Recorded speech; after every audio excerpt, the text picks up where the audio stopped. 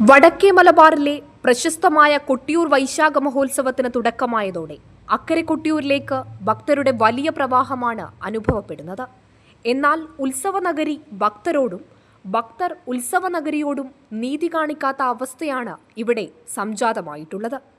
ഇവിടെ ഭക്തർക്കായി ഒരുക്കിയ അടിസ്ഥാന സൗകര്യങ്ങളിലെ അപര്യാപ്തത കാരണം ജനങ്ങൾ പൊറുതിമുട്ടുകയാണ്. ഒപ്പം തന്നെ ഉത്സവനഗരിയിലെ തീർത്ഥാടകരിൽ ചിലരുടെ അശ്രദ്ധമായ ചെയ്തികളും ഇവിടെ വലിയ വെല്ലുവിളിയാണ് ഉയർത്തിക്കൊണ്ടിരിക്കുന്നത്. വേസ്റ്റ് ബിന്നുകൾ പലയിടങ്ങളിലായി സ്ഥാപിച്ചിട്ടുണ്ട്. എങ്കിലും ഇവയെല്ലാം നിറഞ്ഞു കവിഞ്ഞിരിക്കുകയാണ്. ഇതുമൂലം പുഴയിലും മറ്റും മാലിന്യ നിക്ഷേപത്തിനുള്ള പ്രവണത ഭക്തരിൽ ചിലരെങ്കിലും കാണിക്കുന്നുണ്ട്. ഭക്തരാകട്ടെ ശുചിമുറിയുടെ അപര്യാപ്തതയും തകരാറും കാരണം ബുദ്ധിമുട്ട് നേരിടുന്നു. ലക്ഷക്കണക്കിന് ആളുകൾ എത്തുന്ന ഇവിടെ പുതിയ ശുചിമുറികൾ നിർമ്മിച്ചിട്ടുണ്ടെങ്കിലും അവ പൂർണ്ണമായും തൃപ്തികരമല്ല താനും. 20 ശുചിമുറികൾ മാത്രമാണ് നിർമ്മിച്ചു നൽകിയിരിക്കുന്നത്.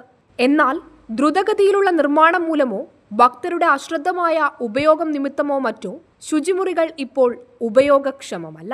ഫ്ലഷ് ബോക്സുകളും ടാപ്പുകളും മറ്റും തകർന്ന നിലയിലാണ് നിലവിലുള്ളത്.